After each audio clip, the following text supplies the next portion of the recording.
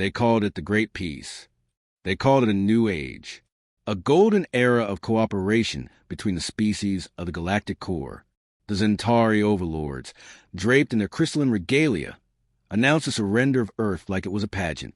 Holograms flared across 50 systems, a symphony of fireworks and alien choirs proclaiming the end of the human resistance.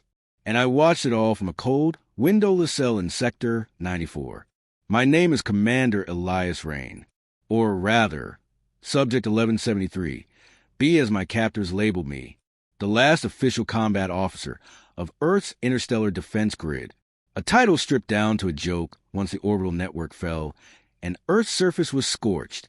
They didn't know we planned for that. The Zentari believed they had broken us. Their coalition of species, Lorvari, Tekdan, Orians, and dozens of others, feasted and toasted our re-education. But all they had done was poke the apex predator of the galaxy and mistake its silence for death. As they danced on the graves of our cities, I sat in chains, smiling, because I knew something they didn't.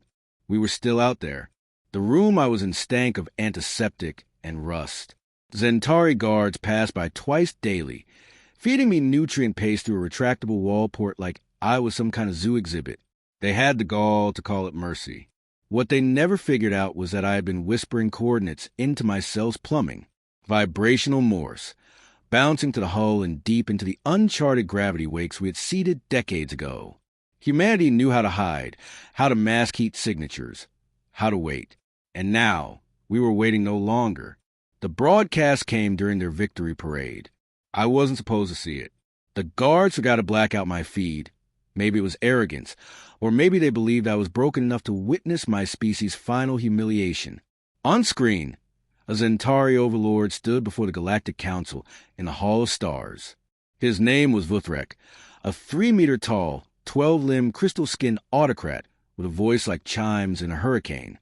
"This cycle shall be remembered as the Great Convergence," he declared, raising one glittering limb. "For we have tamed the last predator." The hall thundered in applause. That's when the feed crackled. Static, then a face. Human, our flag behind him.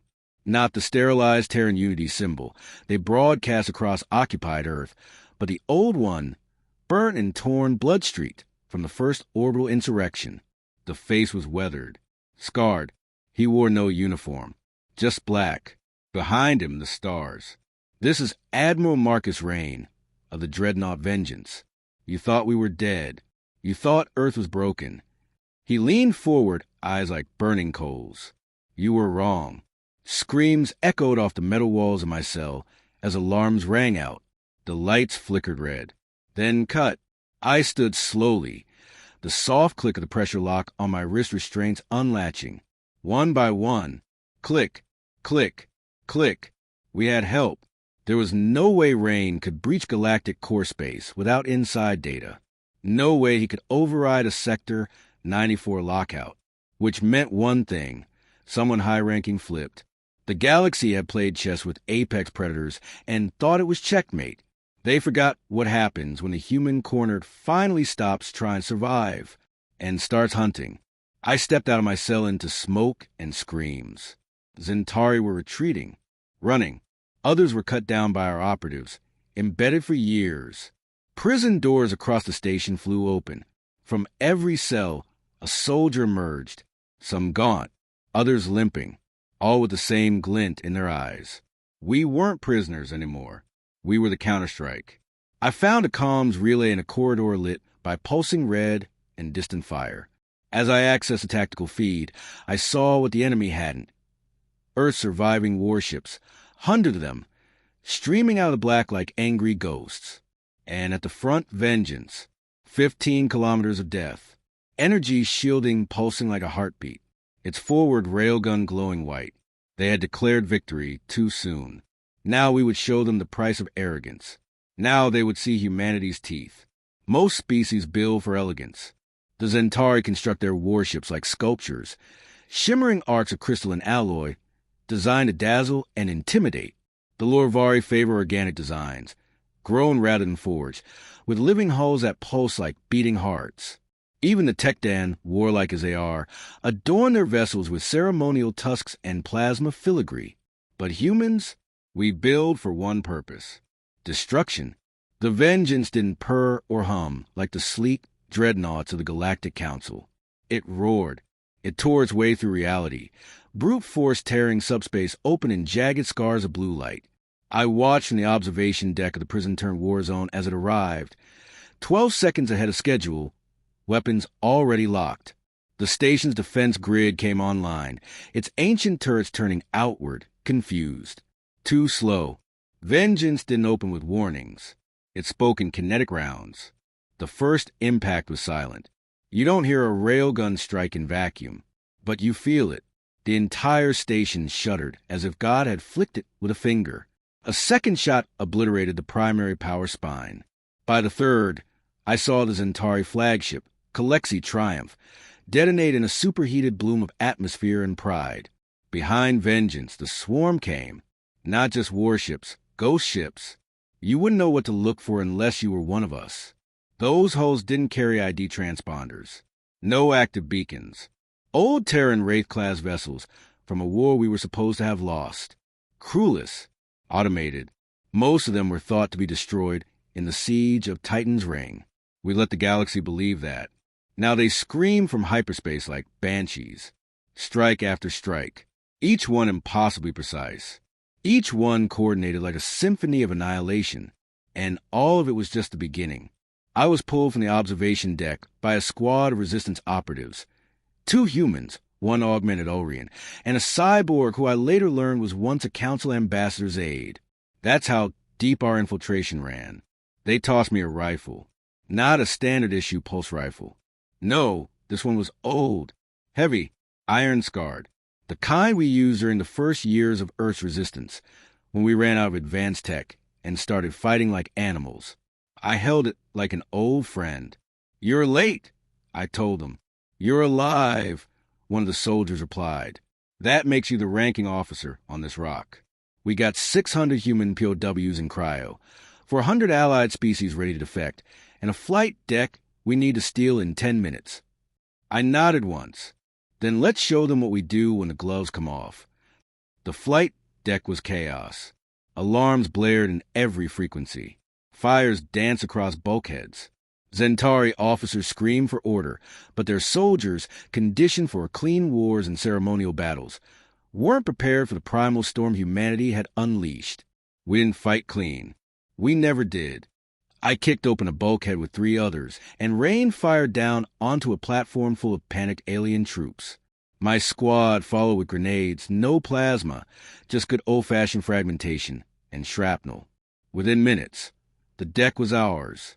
I stepped over a twitching Lorvari commander, his golden robe shredded, and activated the terminal. Flight systems unlocked. "We have control," I said into the comm. The Vengeance replied immediately.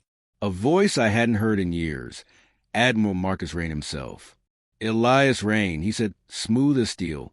"We thought you were dead." I replied. "You just woke the wrong ghost." We launched the escapees aboard shuttles and retrofitted fighters. Most hadn't seen space in years. Some couldn't walk without exo support. Didn't matter. We crammed them in, locked the vectors, and sent them toward the fleet. But I stayed behind. One more fire to light. As the last shuttle lifted off, I turned toward the station's reactor core. Buried deep beneath the command center, the Zentari had wired it into a slave grid, extracting energy for their diplomatic strongholds. What they didn't realize, what none of them ever understood, was that humanity never gives up a node we don't plan to explode later. I keyed the core's manual override, burned through 5 access layers, entered a kill code I'd memorized 12 years ago. My fingers hesitated over the final command. Just for a second. Not out of fear. Out of satisfaction. "This is for Earth," I whispered, and I hit detonate. From orbit, I watched the explosion to the Vengeance's rear observation deck. Sector 94 bloomed into a second sun. The blast blinded every long-range sensor in the quadrant. It wasn't just a message. It was a scar. A marker. You celebrated too early. Now we hunt. The thing about peace is, it's only as strong as the lies holding it together. The Galactic Council believed they had forged an unbreakable unity after Earth fell. But their unity was built on our ashes, or what they thought were our ashes. And now that we had risen from them, the seams were unraveling fast. After we escaped from the Sector 94 prison and detonated its core, I was brought aboard the Vengeance. I expected cold metal, military precision, maybe a few familiar faces. What I got instead was far more unsettling. Admiral Marcus Rayne stood at the bridge, older, grayer, the scars deeper, but his eyes, they burned, not with vengeance, not even hate. They burned with clarity. "Commander Rayne," he said without turning, "you saw how the galaxy cheered when they thought we were gone. That wasn't politics. That was relief." I stood beside him and stared at the holographic feed. The Galactic Council chamber was in disarray. The Zentari were screeching blame at the Tech Dan. The Lorvari ambassador had collapsed. Some called it a nervous episode. Others suspected poison. And through it all, one phrase echoed again and again across the channels. "Humanity has returned." Rayne turned to me, voice low. They thought they'd buried the wolf. But all they did was piss it off. Within 36 hours, 5 major council species declared emergency security protocols. Not against the Human Remnant. No, they didn't dare name us directly. They called it localized anomalous aggression. Cowards. That night, I was summoned to the Vengeance's war room. Rayne was there, along with several high-ranking survivors of Earth's covert cells. There was General Akiro, the strategist behind the Shadow Wall campaign. Alongside Commander Tvell, a defected Ulrian tactician whose loyalty had cost him a pair of arms, now replaced with Chrome Terran tech. On the table, maps, routes, intelligence, war plans, and in the center of it all, a live transmission from the Council. They were calling a special tribunal, not to negotiate, not to understand. They were debating whether to launch a preemptive strike to eliminate humanity once and for all. That was their mistake, because they assumed we were still looking for peace. Let them vote. Rayne said as the screen crackled, "We don't need their fear. We use it." I studied the faces on the screen. Most were alien, but I recognized the expressions. I'd seen them before on Terran senators, on panic generals, on the faces of civilians watching the sky fall. It was a look of those who thought they understood power until real power arrived. "They think we're terrorists," I said more to myself than to the room. "They think we're fractured, desperate." Rayne smiled. "They have no idea what we built. What we had built wasn't an army. It wasn't even resistance. It was evolution. After Earth fell, we went underground. Literally. Subterranean hives beneath Luna. Ice bunkers on Europa. Cloaked arcs buried beneath Saturn's magnetic storms. We called them havens, but they were more than safe houses. They were labs. And what came out of them was something the Council never saw coming. Nano-infused infantry capable of regenerating tissue in seconds. Shadow tech infiltrators with optical cloaking tuned to emotion, not just light. Command AIs bonded symbiotically to human minds. Not just weapons. Predators. And we didn't come to negotiate. We came to reclaim. As the Council bickered over diplomacy and containment, we executed Operation Black Veil. 12 teams. 12 Council worlds. Each one hit simultaneously. We didn't go after civilians. We weren't monsters. But we did target every single military relay, weapons depot, and research installation tied to the occupation of Earth. In less than an hour, half the Corps' tactical infrastructure went dark. I led the strike on Viral 9, a Zentari listening post orbiting a pulsar. They expected probes. Maybe saboteurs. They weren't expecting me. My boots hit the deck 5 seconds before the orbital scans even noticed my approach. My team, 3 ghost operatives and a combat-engineered AI named Shin, moved like phantoms through the hull. We didn't just destroy the relay. We hijacked it, broadcast our message in every direction, on every channel, using their own systems. This is humanity. You wanted peace. You buried it under fire and steel. We are not diplomats. We are the reckoning. The Council's mistake wasn't arrogance. It was forgetting. They forgot what we are when cornered. They forgot the weight of human rage bottled up for decades. They forgot that while they were celebrating, we were preparing, and now they would remember, not because of our words, but because of what came next. We weren't here to survive anymore. We were here to win. They built the Galactic Council chamber to be eternal, carved from obsidian pulled from a neutron star's crust. It floated in the vacuum over Axiom Prime, a political sanctuary surrounded by neutral fleets, surveillance drones, and enough bureaucratic redundancy to smother 1,000 wars. They called it the Throne of Order. We called it the softest target in the galaxy, not because of its defenses. They were formidable, but because of what sat inside, not soldiers, not warriors, leaders. Complacent, arrogant, right? And humanity had come to remind them what it meant to bleed. The vengeance entered the Axiom system under cloak. It shouldn't have been possible. The Council's sensor grid wrapped the system like a neural web, but we learned something from their own designs. Their security assumed patterns, expected logic. That's where they failed. Humans don't fight with logic when it comes to survival. We fight like wolves, unpredictable, relentless, bloodied and unbowed. So instead of charging through the front gates, we burrowed through the back. A quantum thread line tethered to a rogue moon dormant for decades. A passage hidden in gravitational noise. At 0400 hours, we decloaked. No warning, no hails, just one long silence before the storm. Rayne turned to me in the drop bay, both of us suited in matte black exo-armor with no insignia, no flags. Humanity no longer needed symbols. We were the symbol. This isn't about a statement, he said, checking his sidearm. It's about severing their head clean off. I nodded once. Burn the throne. That was the mission. We weren't going to storm the council. We were going to decapitate it.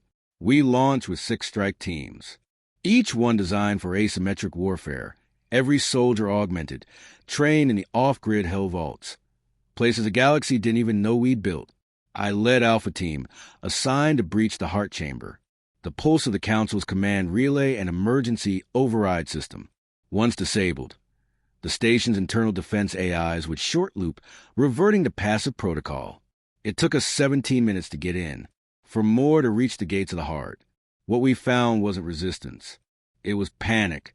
Council guards, Zentari, Lorvari, Tech Dan, all scrambling, shouting in different tongues, too shocked to coordinate.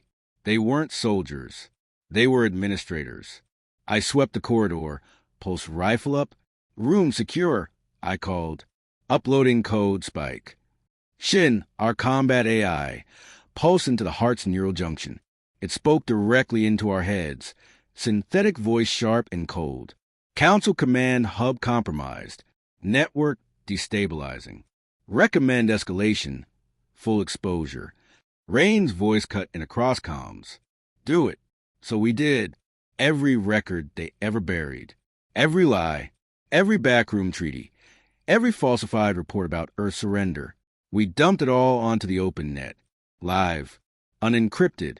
Undeniable. The council chamber was chaos. I stood inside the amphitheater, where the war against Earth was once ratified. Every representative species was now yelling, threatening, clawing at one another. A Zentari diplomat actually struck a Lorvari High Consul with a crystal limb, shattering part of his chest plate. And above it all, our message played. Footage of scorched Earth cities, then the survivors. Children in underground shelters. Engineers crafting orbital cannon arrays from scrap. Soldiers laughing in a rain of Io, bloodied but alive. Then the voiceover. Mine. You thought we died. You thought Earth would stay silent. You thought we were afraid. We are not. We are the knife in your dark.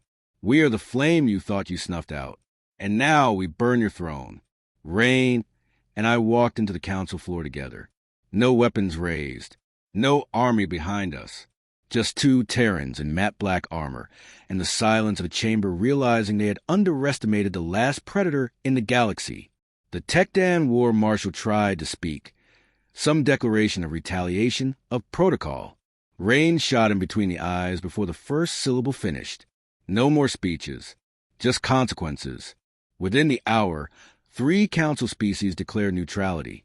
2 others opened backdoor channels begging for diplomacy. The Zentari, they didn't beg. They prepared.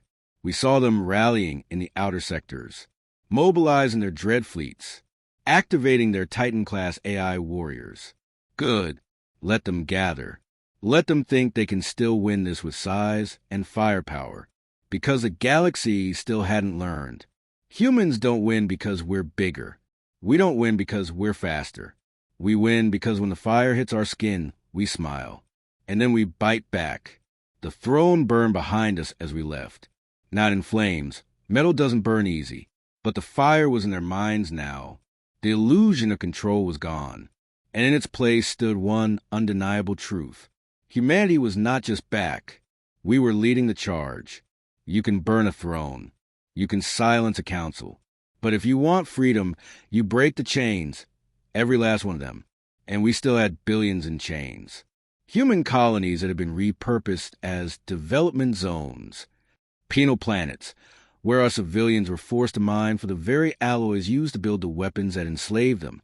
Genetic testing facilities, labor farms, re-education hubs. The Zentari didn't conquer Earth just for its land. They conquered us to use us. And we let them, until now. It started with Vale 6, a mining colony orbiting a dying red star. It was officially decommissioned after the war, but unofficially it became a black site. No comms, no public records, no exit. Most species wouldn't even look for it.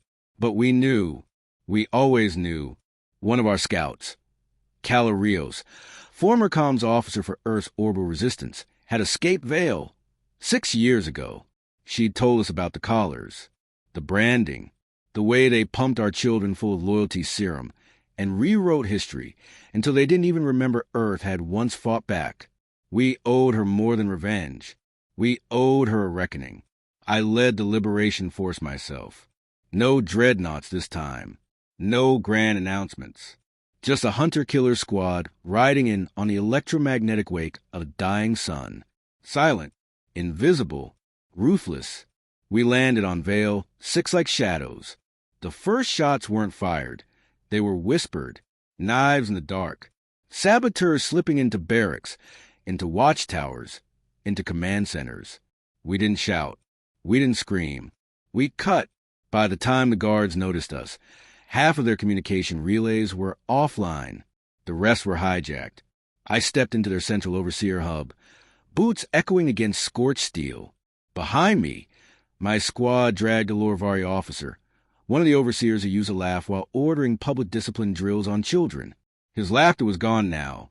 His limbs were broken, and I was done showing mercy. I activated the facility-wide broadcast system and stared into the lens. This is Commander Elias Rhain of the Human Remnant. You are not forgotten. You are not alone. And you are not in chains anymore. The collar override signal pulsed through the entire structure. Tens of thousands of human slaves, workers, children, elders, staggered as the titanium restraints around their necks hissed and fell. Some cried. Some screamed. Some just stood there in stunned silence, not daring to believe it was real. A girl, couldn't have been older than 8, reached up and touched the bare skin of her neck like it was foreign. Then she looked at me, not with fear, not with awe, with recognition. That look, she remembered. We outfitted every liberated soul with food, gear, meds, got them off-world in waves. No council fleet responded. They were still reeling from what we did to Axiom Prime, but that didn't stop us. Vale 6 was just the beginning. Within a week, we hit Calderon Reach, Sidhari Vault, Boron Theta, Arc Line Crucible. Each one a forgotten outpost. Each one a wound they tried to cover with silence. And in each one, we freed our people. But something else happened too. We didn't just find humans. We found others. Species the Council had suppressed for generations. The Gorkai, genetically sterilized to prevent rebellion. The Nelics, chemically sedated en masse to keep them docile. Even rogue Tekdan warriors who refused to be absorbed into the Empire and were chained for disobedience.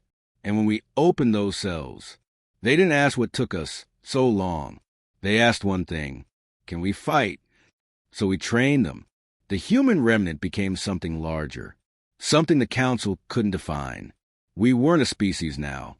We were a force, a banner that no longer needed flags. Just fire. They thought they'd erased our resistance. But all they did was give it purpose. I remember standing aboard the Vengeance days later, watching 1,000 transports arrive through slip space. Some old, some stolen, some barely held together. All of them answering the call. We had become a storm. And as I stood on that deck, watching our scattered people return with fire in their eyes and weapons in hand, Rayne stepped beside me. "They're not ready," he said. "Who?" I asked. He nodded toward the galaxy outside the viewport. The Council, the Corps, the fleets, the world that thought we were extinct. I didn't speak for a moment. Then, "No, but we are. Some truths don't stay buried. Others never should have been." What the Council didn't understand, what they still refuse to understand, was that Earth never fought just with guns or ships. Our real weapon has always been memory, and memory never dies. The old DeepNet relay on Luna's dark side had been cold since the war's end, buried beneath regolith and armored against bombardment. It was one of Earth's oldest cold protocol nodes, an autonomous archive storing military black site data, experimental tech logs, and contingency war plans, including the kind no one was supposed to know existed. When Earth fell, the Council couldn't decrypt it, so they sealed it, covered it with warning buoys, declared it a grave. They thought they'd entombed our secrets. They hadn't realized they'd entombed their own doom. We knew of the node from recovered memories, fragments of a dying intelligence officer's neural implant. One whisper, "Echo Vault Omega." It remembers what we forgot. I led the excavation myself. Rayne didn't want to go in ground side, said it was too risky, too symbolic. But some things you don't delegate. This wasn't just a mission. It was coming home. We landed on Luna under blackout. No beacons, no external power. Just dust and silence, like a forgotten tomb. My boots crunched over the surface as I descended into the crater scar that had once housed one of Earth's last orbital defense arrays. There, under 6 meters of rock and carbon plating, we found the hatch, and it opened on its own. The vault knew we were back. The inside was a time capsule. Old Earth markings, sigils from regiments long dead. I saw the faded red of the Phoenix Division, the black crescent of the Midnight Corps, a mural etched into alloy, a wolf baring its teeth at a storm, and beneath it, a single phrase: "If we fall, we rise from ash. If they silence us, we scream in the dark. If they kill us, we learn to kill gods." The AI that greeted us called itself Harrow. Its voice was genderless. "Calm, ancient, Commander Elias Rhain, welcome back. You are 31 years late." It had kept itself alive by cycling power from geothermal tap lines. Every 10 years, it ran a silent ping, waiting, listening. No one ever answered. Until now. "Harrow," I said, stepping closer to command dais. "How much did you retain?" "All of it. Project Revenant, Project Black Sky, Operation Sunbreaker, the Omega Directive." I froze. The Omega Directive was a myth. The last resort human war plan. Rumors said it was never finalized, just a theoretical model for what humanity would become if we stopped caring about survival and started optimizing for extinction-level retaliation. Harrow didn't just store the plan. It had finished it. We spent the next 4 days downloading everything. Thousands of terabytes of forbidden knowledge. Stealth bombers that could phase between layers of space-time. AI virus clusters that fed off synthetic neural networks.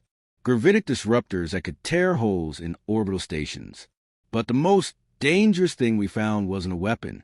It was a name. A council species that didn't exist in any modern records. The Solari. They were wiped from the archives. Intentionally. Buried. Erased. But Harrow still remembered. And it had video. The footage was grainy but clear. The Solari were humanoid, glass-skinned, bioluminescent. Peaceful. They had sided with Earth during the early stages of the Galactic War. Advocated for negotiation. Unity. They were humanity's only true ally. So the Council obliterated them. Not in open war, not on the record. They cleansed them, turned their home world to glass, purged every mention, deleted every trace, and then they came to Earth and accused us of being savages, of starting the fire. It had always been a lie. The Council's piece was written in genocide. Rayne stared at the footage in silence. His knuckles were white on the edge of the table. Around us, command staff, AI units, and our alien allies, some of them visibly shaking, watched the screen flicker with the truth. When it ended, no one spoke for a full minute. Then Rayne said, "They thought we'd forget. They wanted us to." I added, "They needed us to." "But we remembered," he said. "No," I said quietly. "Now we know." The revelation was more than fuel for war.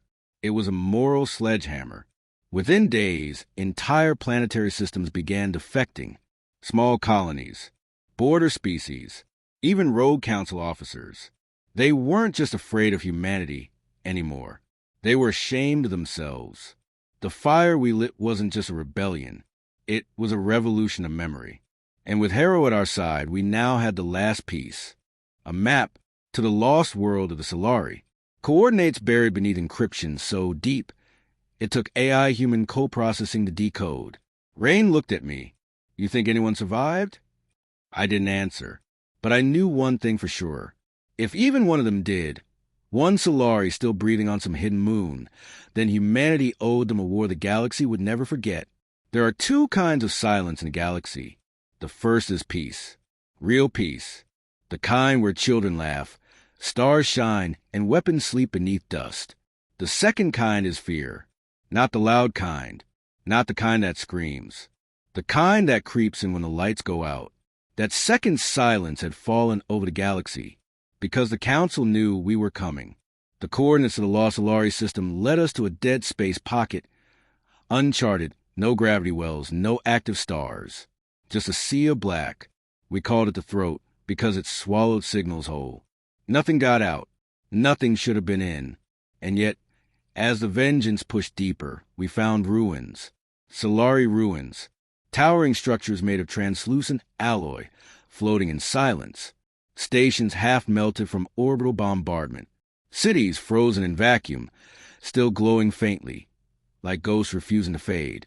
But most chilling of all, there were no bodies, no remains, just silence, like they'd never been there. Or worse, like they were still watching. We deployed recon probes, silent drones stitched with human AI mesh. They found one active signal, pulsing faintly from deep inside a broken moon. We followed it, boots on stone, armor against vacuum, each step closer to something the Council had buried, not just to erase a species, but to hide a mistake. Inside the moon was a crypt, not a tomb, a vault, and at its core, in a crystalline sarcophagus suspended by magnetic field, floated a Solari, alive, preserved. Its body was scarred, partially reconstructed with alien tech. Not ours, not Council, something older. When it woke, it didn't panic. It smiled. Its name was Erical, spoke in bursts of light and sound. We interfaced through Harrow's quantum translator. What it told us changed everything. The Solari weren't just peaceful. They were engineers of balance, bioarchitects of gravity fields, terraformers of planetary cores. They had once stabilized dying systems, but they saw the Council's rise, saw what was coming, and they chose to stand with humanity because they believed humans were the only species willing to fight for more than survival. We fought for freedom, for truth, even when it cost us everything. That choice cost Solari everything, too. Until now, Erical uploaded something into our systems. A final gift from a species the Council had tried to erase. A schematic, a planet killer, yes, but not one that destroyed. A weapon that rewrote gravity. A weapon that could strip control away from the oppressors. Turn capital fleets into aimless debris. Disable star fortresses without firing a shot. A liberation device. The final war is not against life, Erical said through pulses, but against control. And now, that war was ours. We didn't broadcast it. We didn't parade it. We deployed it. The first target was the Council's hidden fortress world of Harkon's Eye, where they had fled after the fall of Axiom Prime, a moving planet, protected by a tangle of gravitational fields and defense rings powered by dozens of enslaved stars. We dropped the Solari device into its heart, and we watched as the galaxy's most fortified world collapsed inward, not in fire, but in freedom. Every control system shorted. Every AI went blind. Every warship lost its trajectory and spun, helpless, into the dark. Then we sent a message. This is not annihilation. This is balance restored. We were forged in the dark, and now we are the ones who decide where the light shines. The Council fractured that day. Some fled, others surrendered. The Tekdan tried one final push with their Titan mechs, but their machines relied on systems we now owned. They never reached firing range. Humanity didn't just return to the galactic stage. We changed it. We taught the galaxy what it meant to fight with teeth, not just weapons. To remember not just the wars, but the reasons. To never let power go unchallenged again. I stood aboard the new command ship, no longer the Vengeance. This one had no name. It didn't need one. Above me, the stars shimmered. Behind me, millions cheered. Not just humans. Solari, Gorkai, Nelix, even Tekdan dissidents. All of us united not by flag, but by the truth. Peace without freedom is a prison. Unity without truth is a lie. And humanity? We were the knife that cut through it all. They thought the story ended when Earth burned. They celebrated too early. They thought we were gone. But we were just sharpening our teeth in the dark. Now, the galaxy knows what it means to bleed.